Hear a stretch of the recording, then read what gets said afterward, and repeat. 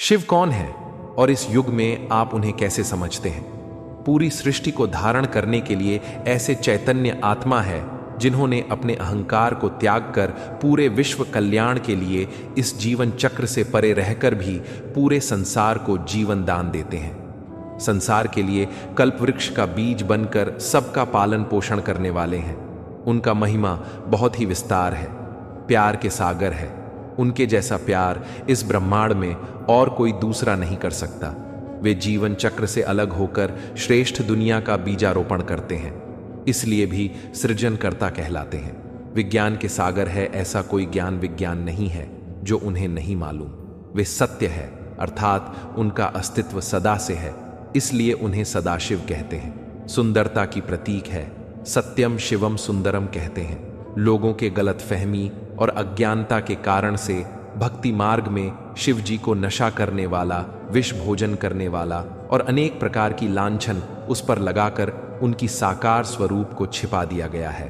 भगवद गीता में वासुदेव के रूप में महादेव, ब्रह्मा, विष्णु इत्यादि का महिमा मंडन इन्हीं आध्यात्मिक उल्लेख में बताया गया है, जिसमें परमात्मा परम धाम का स्थान और उनके गुण स्वभाव को बताया गया है।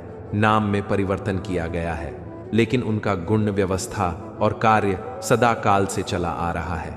इसलिए शिवजी परमात्मा अलौकिक कार्य, अलौकिक नियम, अलौकिक कर्तव्य के पहचान के रूप में जाने जाते हैं। मृत्यु जैसे भय से छुड़ाने वाले हैं, जो मनुष्य का सबसे बड़ा चिंता का विषय होता है। इसीलिए शिवजी का महामृत्युंजय मंत्र जप किया जाता है, जिसका ज्ञान अर्थ में अपने अविनाशी आत्मिक स्वरूप को पहचाने और अनुभव करते हुए जीवन संपूर्णता की ओर अग्रसर मनुष्य करते हुए अपना जीवन सफल करते हैं। क्या हम सचमुच भगवान शिव को प्रसन्न कर सकते हैं? शिव नाम परमेश्वर का है, जो सदा एक रस रहता है। ईश्वर सभी द्वंद्वों, मान, अपमान, लाभ, हानि, प्रसन्न, अप्रसन्न या रुष्ट, सांसारिक सुख दुख से परे है। यदि ईश्वर को प्रसन्न हुआ मानोगे तो उसे प्रसन्न होने से पहले अप्रसन्न भी मानना पड़ेगा, जो ईश्वर का स्वरूप नहीं है। ईश्वर की आज्ञा पालना से ईश्वर प्रसन्न होते हैं, यह केवल हमारे व्यवहार के लिए है। वास्तव में ईश्वर सदा एकारस रहता है। क्या सच में भगवान होते हैं? पहले लोगों का भगवान को मानने को लेकर बर्ताव ही बता देता हूं। जवानी में जब हाथों में ताकत होती है, शरीर पानी चंगा होता है, तब लोग ये कहते हुए मिलेंगे, अरे भाई, ये भगवान कुछ नहीं होता, सब इंसान के हाथ की बात है। पूरी दुनिया ताकतवर इंसान के जूतों के नीचे है और पैसा ही सब कुछ है। इस दौर में व्यक्ति अन्य लोगों के साथ ही खोया हुआ है और अपना काम बनता भाड़ में जाए जनता वाला गीत गाता है। ऐसा कहते हुए लोग जवानी में या जब तक वे बूढ़े नहीं हुए खूब मौज उड़ाते हैं, गलत काम करते हैं, या यूं कहें अनैतिक जीवन जीते हैं। बुढ़ापे में जब मुंह के दांत झड़ रहे हैं, घुटनों की लंका लग चुकी है, पेट में पानी पचाने जितनी ताकत भी नहीं है, न उठ पा रहे हैं, न बैठ पा रहे हैं, खड़ा नहीं हुआ जा रहा, तब ये व्यक्ति यह कहता हुआ मिलता है, हे भगवान, तू मेरी हालत पर तरस खा। तुझे दिखाई नहीं देता कि मुझे कोई पूछता भी नहीं, सब मेरे से बचने की कोशिश करते हैं। जवानी में मौज मारे हुए व्यक्ति को बुढ़ापे में जब नानी याद आती है तो वो आस्तिक हो जाता है और राम राम जपने लगता है। बुढ़ापे में तो लंपट, चोर, उचक्के, खूनी भी राम राम की माला जपने लगते हैं। उनसे पूछिए जाकर कि भगवान होते हैं कि नहीं। क्या कोई शिव चर्चा का महत्व बता सकते हैं? इसे हर जगह क्यों फैलाया जा रहा है? क्या इसे कराने से सच में भगवान प्रसन्न होते हैं? चर्चा करना भारतीय संस्कृति का अंग है। इन चर्चाओं, तर्क, बहस इत्यादि से ही भारतीय संस्कृति पुष्पित और पल्लवित हुई है। याज्ञवल्क्य गार्गी संवाद, कृष्ण अर्जुन संवाद, यक्ष युधिष्ठिर संवाद, नागसेन मिलिंद संवाद, जैन संगीति, बौद्ध संगीति इत्यादि का हमारी संस्कृति के निर्माण में विशेष योगदान है, जो चर्चा के ही रूप थे। मध्यकाल में मुगल शासक अकबर ने भी फतेहपुर सीकरी में इबादत खाना का निर्माण धार्मिक चर्चाओं के लिए ही करवाया था, जिसमें सभी धर्मों के अनुयायी शामिल होते थे। चर्चाएं हमारी संस्कृति में हमेशा से शामिल रही हैं। हमारी संस्कृति में कोई भी कार्य जोर जबरदस्ती नहीं होता है, बल्कि तर्क, चर्चा, बहस से होता है। आज के समय में भी साधु संत धार्मिक विषयों पर चर्चा परिचर्चा करते रहते हैं, जिससे धर्म की गतिशीलता बनी रहती है और वह समाज में स्वीकार्य बना रहता है। शिव चर्चा का भी यही उद्देश्य है और यही महत्व है। क्या राम सच में भगवान है? भगवान क्या होते हैं? भगवान कहाँ रहते हैं? भगवान क्या करते हैं? इस समय भगवान कहाँ देख रहे हैं? उपवास करने से क्या सचमुच भगवान प्रसन्न होते हैं? बेलपत्र का हिंदू धर्म में क्या महत्व है? इसे क्यों भगवान को चढ़ाते हैं? शिव भगवान को कैसे प्रसन्न करें? वेदों के अनुसार पूजा विधि का पालन करके हम शिवरात्रि पर भगवान शिव को बहुत आसानी से प्रसन्न कर सकते हैं। मोक्ष प्राप्ति के लिए प्रत्येक भक्त को भगवान शिव की पूजा करनी ही पड़ेगी, क्योंकि भगवान शिव हमारे शरीर के 5 मुख्य प्रधानों में से एक हैं, जिन्हें हम हृदय कमल कहते हैं। इस कमल में 12 पंखुड़ियां होती हैं। यह कमल शरीर के दोनों स्तनों के बीच रीढ़ में होता है। इसमें भगवान शिव के साथ माता पार्वती रहती हैं। लेकिन भगवान शिव को प्रसन्न करने के लिए हम जो विधि अपनाते हैं वह किसी वेद, शास्त्र आदि में प्रमाणित नहीं है।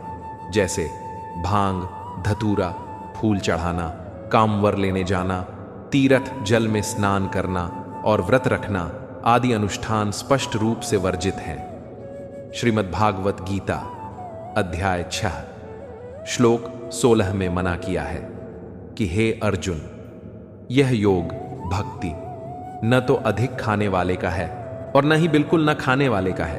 अर्थात जो उपवास करता है, अधिक सोता है और अधिक नहीं जागता, उसकी यह भक्ति सफल नहीं होती। इस श्लोक में व्रत रखना पूर्णतः वर्जित है। शिव पुराण, वेद, शास्त्र आदि में एयूएम नमः शिवाय, राम राम, हरे कृष्ण, सीताराम मंत्रों का कहीं उल्लेख नहीं है। श्रीमद् भागवत गीता अध्याय 16 श्लोक 23 में लिखा है कि जो लोग पवित्र शास्त्रों के अनुसार पूजा नहीं करते वे मूर्ख हैं, उन्हें उस पूजा से कभी कोई लाभ नहीं मिलता। अध्याय 8 का श्लोक 13। जो व्यक्ति ब्रह्म के एकाक्षरी मंत्र एयूएम का उच्चारण करता है और मेरा स्मरण करते हुए शरीर छोड़ता है, वह परम मोक्ष को प्राप्त करता है। एयूएम मंत्र ब्रह्म का है। जो इस मंत्र का जाप करता है वह ब्रह्मलोक नामक परम मोक्ष को प्राप्त करता है। गीता अध्याय 8 श्लोक 16 में कहा गया है कि ब्रह्मलोक सहित सभी लोक पुनरावृत्ति में हैं, अर्थात ब्रह्मलोक में गए प्राणी भी जन्म मृत्यु के चक्र में हैं। गीता के अध्याय 4 श्लोक 34 में गीता ज्ञानदाता ने कहा है कि तत्वदर्शी संत की खोज करो, अर्थात गीता ज्ञानदाता को भी पूर्ण ज्ञान नहीं है। अध्याय 15 श्लोक 1 से 4 में इसके पश्चात तत्वदर्शी संत की खोज, परमात्मा के परम पद अर्थात सतलोक की अच्छी तरह खोज करनी चाहिए, जहां जाने वाले भक्त फिर कभी लौटकर संसार में नहीं आते, तथा मैं उस अविनाशी पूर्ण परमात्मा अर्थात गीता ज्ञानदाता से भी बड़ा परमात्मा की शरण में हूं, जिससे सृष्टि तथा ब्रह्मांड की उत्पत्ति हुई है। उस परमात्मा की भक्ति पूर्ण निश्चय के साथ करनी चाहिए। गीता में एयूएम मंत्र ब्रह्मा के लिए बताया गया है, पर हम भगवान शिव को प्रसन्न करना चाहते हैं, किंतु ज्ञान गंगा पुस्तक में नीचे लिखी वाणी के माध्यम से भगवान शिव के मंत्र का अलग उल्लेख किया गया है, परंतु हम इस मंत्र का जाप शास्त्रानुसार भक्ति बताने वाले गुरु बनाकर ही कर सकते हैं। गरीब हम वैरागी ब्रह्मपद सन्यासी महादेव, सो हम मंत्र दिया शंकर को, करें हमारी सेव। यही प्रमाण गीता अध्याय 14 श्लोक 3 से 5 में है। गीता ज्ञानदाता ब्रह्म क्षर पुरुष काल कह रहा है कि प्रकृति दुर्गा मेरी पत्नी है। मैं गीता ज्ञानदाता श्रीमद् भगवत गीता अध्याय 11 श्लोक 32 में स्वयं को महाकाल कह रहा है। उसकी योनि में बीज स्थापित करता हूं, जिससे सभी जीव उत्पन्न होते हैं। मैं सबका 21 ब्रह्मांडों के जीव पिता हूं तथा प्रकृति दुर्गा अष्टंगी सबकी माता है। इस दुर्गा प्रकृति अष्टंगी से उत्पन्न तीनों गुण, रजगुण ब्रह्मा, सतगुण विष्णु तथा तमगुण शिव, अन्य जीवों को कर्मों के बंधन में बांधते हैं। मैंने यह सब ज्ञान गंगा में पढ़ा तथा समझा। फिर हिंदू धर्म के सभी पवित्र शास्त्रों से प्रमाण मिलाया, जो बिल्कुल सही निकला। मुझे यह जानकर बहुत आश्चर्य हुआ कि आज तक मैंने जितनी भी भक्ति की थी वह सब गलत है, क्योंकि यह हमारे वेद, शास्त्र, पुराण आदि से प्रमाण सहित बता रहे हैं। मुझे बहुत दुख हुआ, पर मुझे यह खुशी है कि अब मैं शास्त्र अनुकूल भक्ति करूंगा।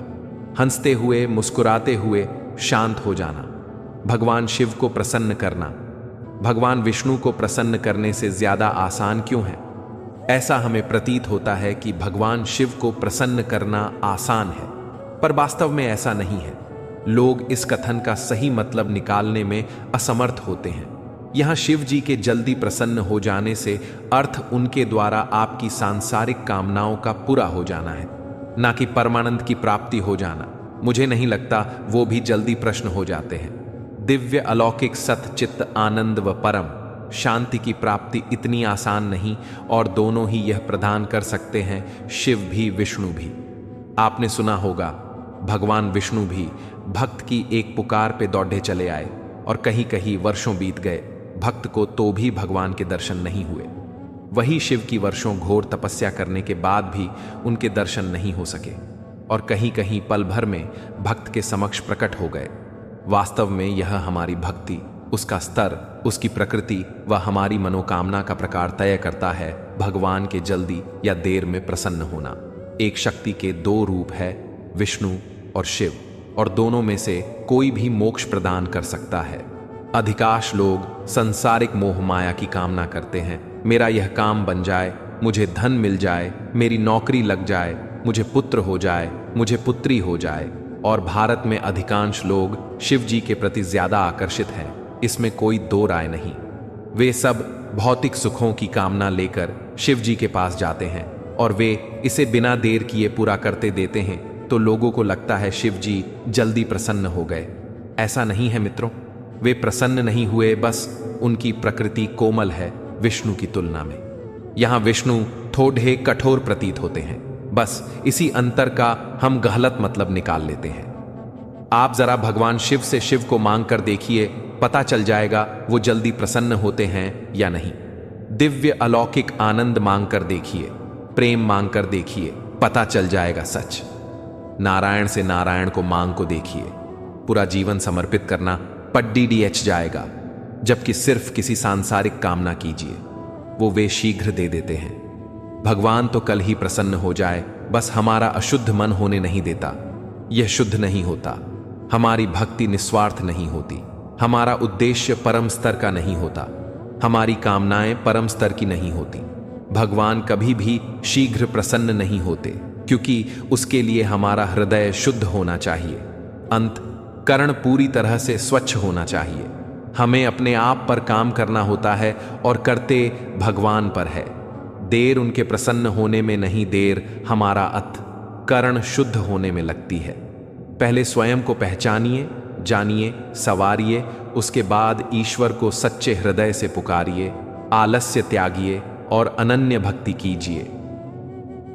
शनि का प्रभाव सर्वव्यापी है, तो क्या शिव और विष्णु भी इससे प्रभावित हुए हैं? यदि हां, तो वह प्रसंग क्या है? शनिदेव के प्रभाव से देव, दानव, यक्ष, गंधर्व और इंसान कोई नहीं बच पाता। जब शनि की कुदृष्टि पड़ती है तो अच्छे अच्छे लोग बिखर जाते हैं और स्वर जाते हैं। पौराणिक कथा के अनुसार एक समय शनिदेव भगवान शंकर के धाम हिमालय पहुंचे। उन्होंने अपने गुरुदेव भगवान शंकर को प्रणाम कर उनसे आग्रह किया, हे प्रभु, मैं कल आपकी राशि में आने वाला हूं, अर्थात मेरी वक्र दृष्टि आप पर पडीडी रेचने वाली है। शनिदेव की बात सुनकर भगवान शंकर हतप्रभ रह गए और बोले, हे शनिदेव, आप कितने समय तक अपनी वक्र दृष्टि मुझ पर रखेंगे? शनिदेव बोले, हे नाथ, कल सवा प्रहर के लिए आप पर मेरी वक्र दृष्टि रहेगी। शनिदेव की बात सुनकर भगवान शंकर चिंतित हो गए। भगवान शिव को बिल्व पत्र चढ़ाने का क्या महत्व है? समुद्र मंथन के दौरान भगवान शिव ने जब विष पान किया था तो उनके गले में जलन हो रही थी।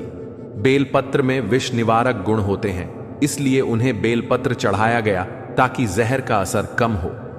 मान्यता है कि तभी से भोलेनाथ को बेलपत्र चढ़ाने की परंपरा शुरू हुई। बेल वृक्ष की उत्पत्ति के संबंध में स्कंद पुराण में कहा गया है कि एक बार देवी पार्वती ने अपनी ललाट से पसीना पोंछकर फेंका, जिसकी कुछ बूंदें मंदार पर्वत पर गिरी। मान्यता है उन्हीं बूंदों से ही बेल वृक्ष उत्पन्न हुआ। इस वृक्ष की जड़ों में गिरिजा, तने में महेश्वरी, शाखाओं में दक्षायणी, पत्तियों में पार्वती, फूलों में गौरी और फलों में कात्यायनी वास करती हैं। कहा जाता है कि बेल वृक्ष के कांटों में भी कई शक्तियां समाहित हैं। इस वजह से श्रद्धालु शिव पार्वती की पूजा में बेल पत्र अर्पित करते हैं। उन्हें भोलेनाथ और माता पार्वती दोनों का आशीर्वाद मिलता है।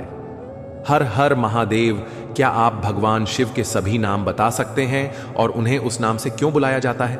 भगवान शिव के अनेक नाम हैं, जिसमें से 108 नामों का अर्थ सहित वर्णन नीचे दिया गया है।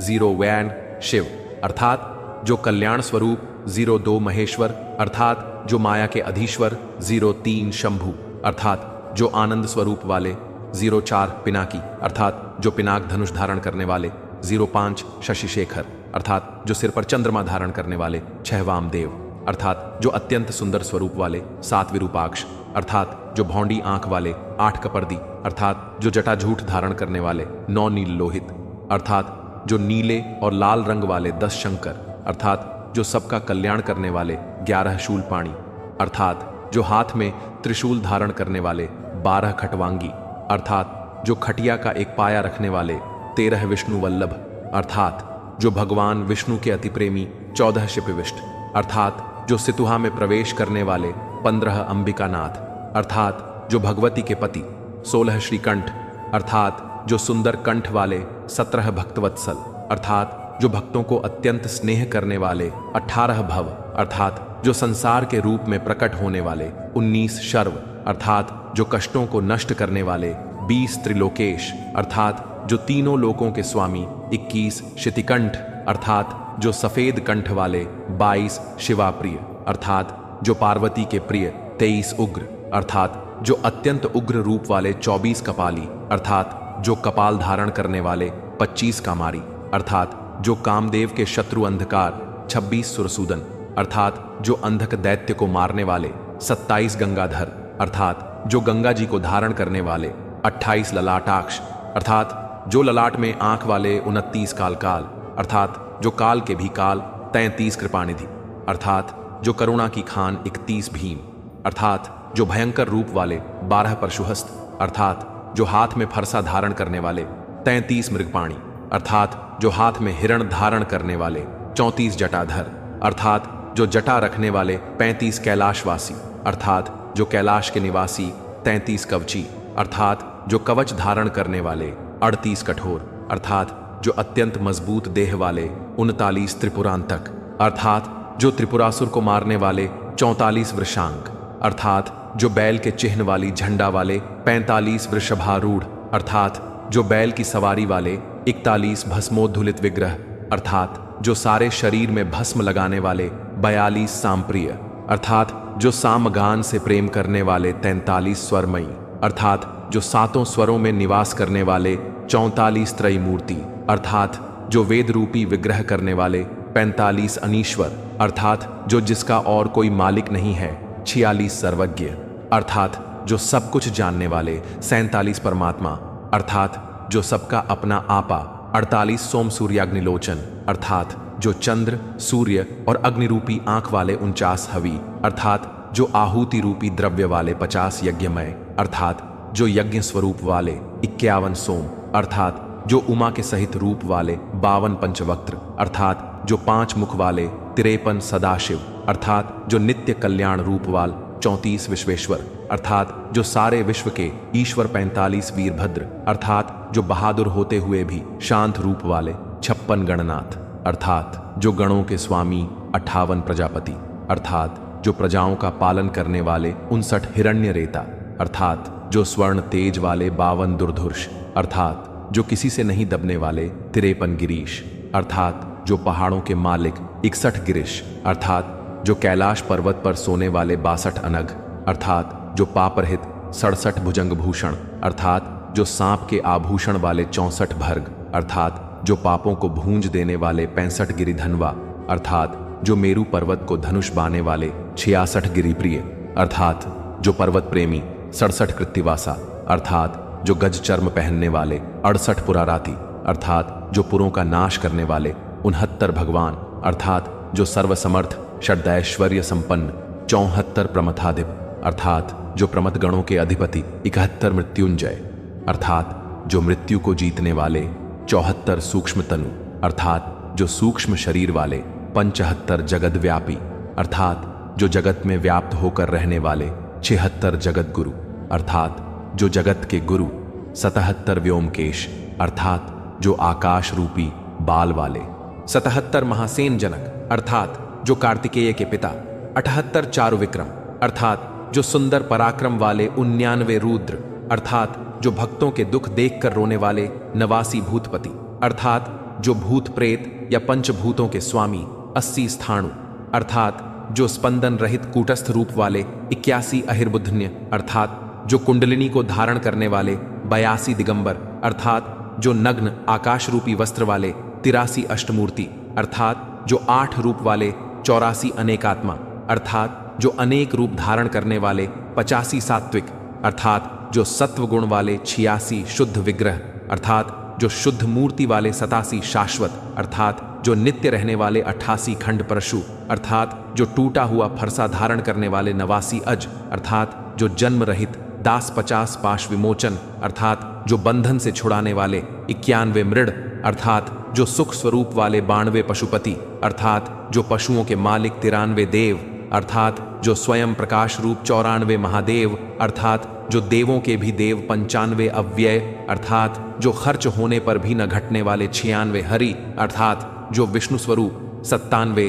पूष दंतभित अर्थात जो पूषा के दांत उखाड़ने वाले, 98 अव्यग्र अर्थात जो कभी भी व्यथित न होने वाले, 99 दक्षाध्वरहर अर्थात जो दक्ष के यज्ञ को नष्ट करने वाले, 100 हर अर्थात जो पापों तापों को हरने वाले, 101 भगनेत्रभिद अर्थात जो भग देवता की आंख फोड़ने वाले, 102 अव्यक्त अर्थात जो इंद्रियों के सामने प्रकट न होने वाले, 103 सहस्राक्ष अर्थात जो अनंत आंख वाले, 104 सहस्रपाद अर्थात जो अनंत पैर वाले, 105 अपवर्ग प्रद अर्थात जो कैवल्य मोक्ष देने वाले, 106 अनंत अर्थात जो देशकाल वस्तु रूपी परिच्छेद से रहित, 107 तारक अर्थात जो सबको तारने वाला, 108 परमेश्वर अर्थात जो सबसे परे ईश्वर, हर हर महादेव।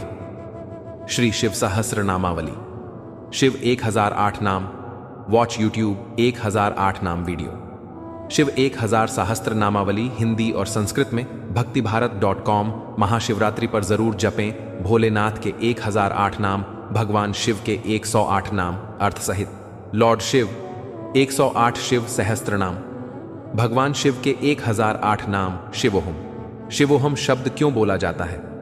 जब भी महादेव जाएं तब इसका क्या महत्व है?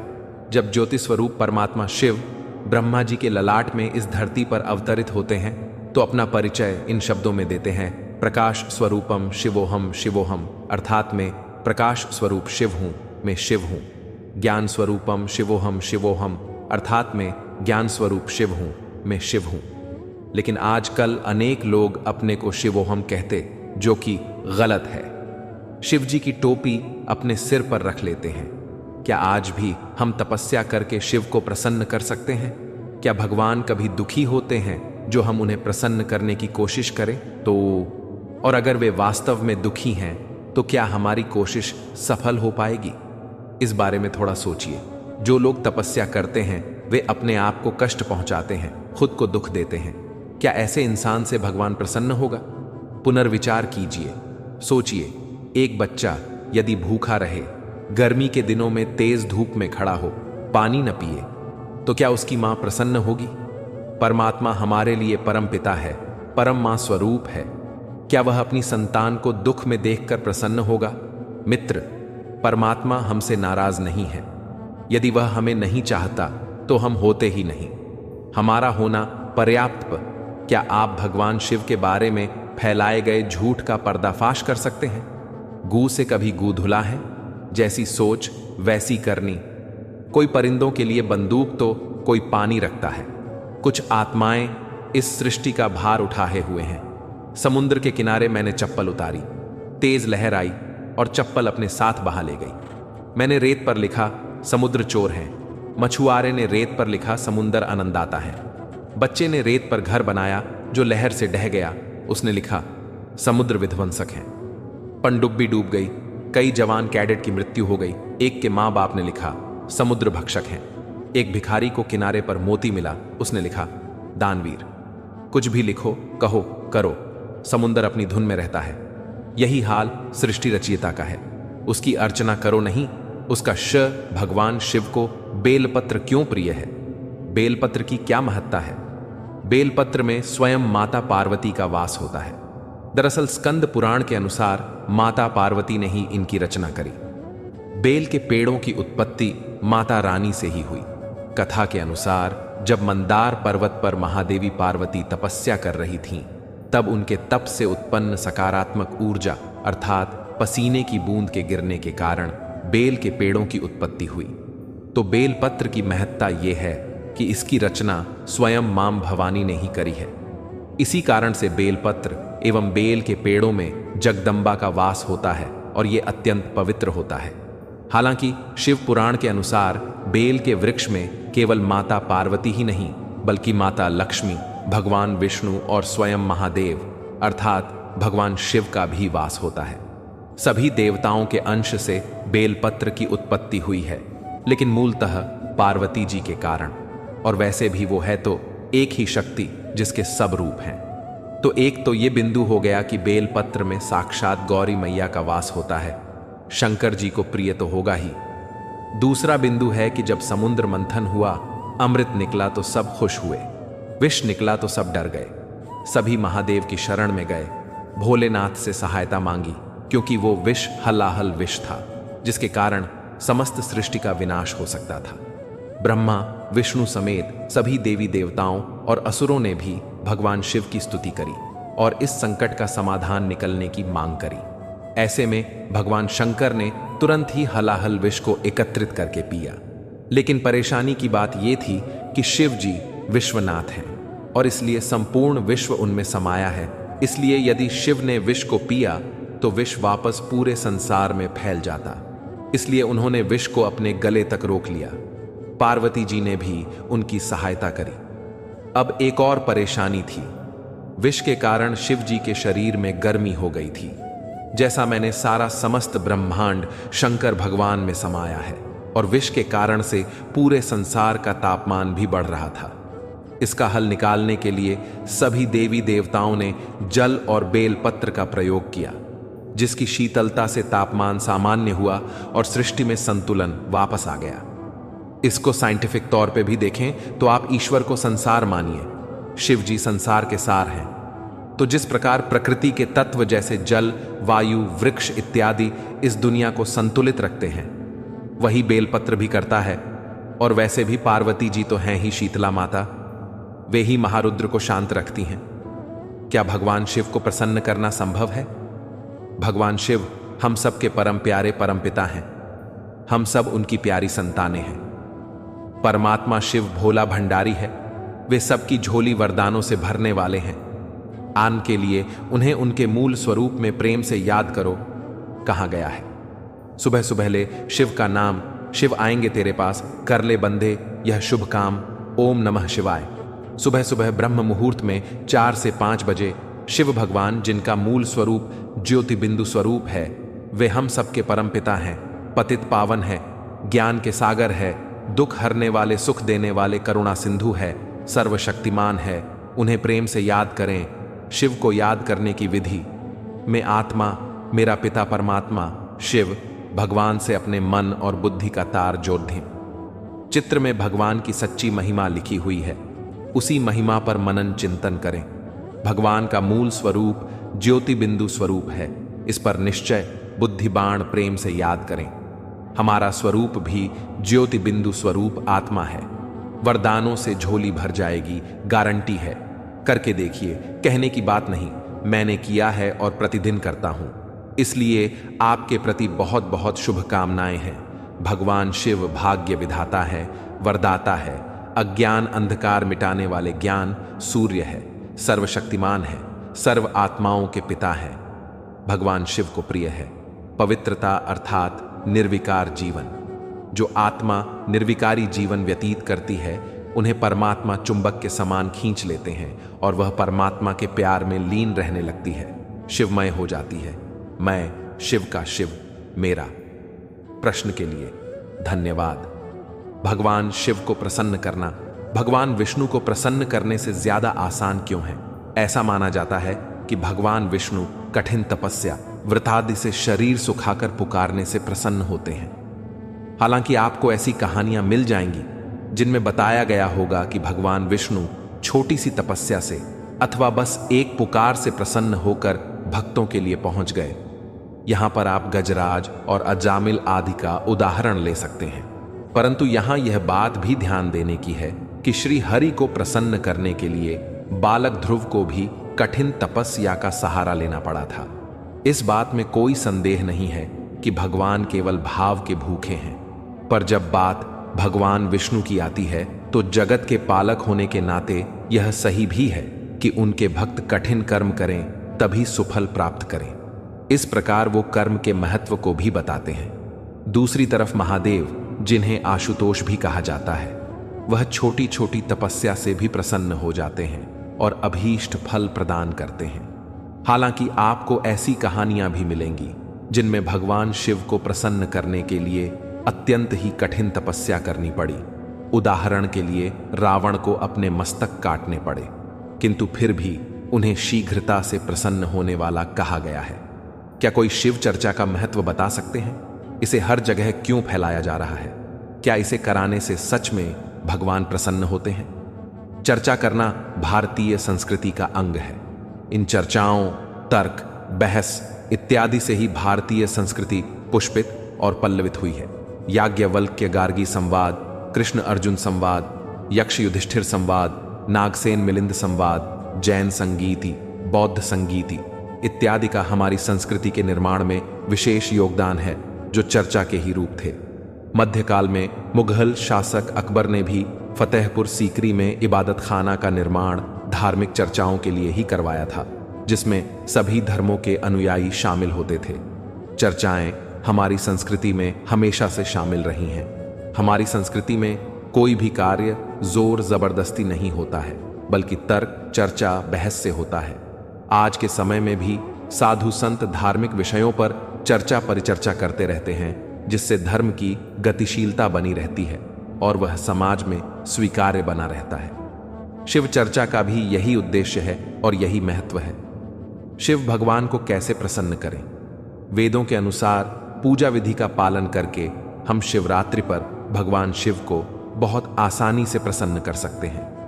मोक्ष प्राप्ति के लिए प्रत्येक भक्त को भगवान शिव की पूजा करनी ही पड़ेगी, क्योंकि भगवान शिव हमारे शरीर के 5 मुख्य प्रधानों में से एक हैं, जिन्हें हम हृदय कमल लालच कहते हैं। इस कमल में 12 पंखुड़ियां होती हैं।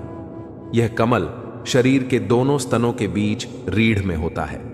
इसमें भगवान शिव के साथ माता पार्वती रहती हैं। लेकिन भगवान शिव को प्रसन्न करने के लिए हम जो विधि अपनाते हैं वह किसी वेद, शास्त्र आदि में प्रमाणित नहीं है, जैसे भांग, धतूरा, फूल चढ़ाना, कांवर लेने जाना, तीर्थ जल में स्नान करना और व्रत रखना आदि अनुष्ठान स्पष्ट रूप से वर्जित है। श्रीमद् भागवत गीता अध्याय 6 श्लोक 16 में मना किया है कि हे अर्जुन, यह योग, भक्ति न तो अधिक खाने वाले का है और न ही बिल्कुल न खाने वाले का है।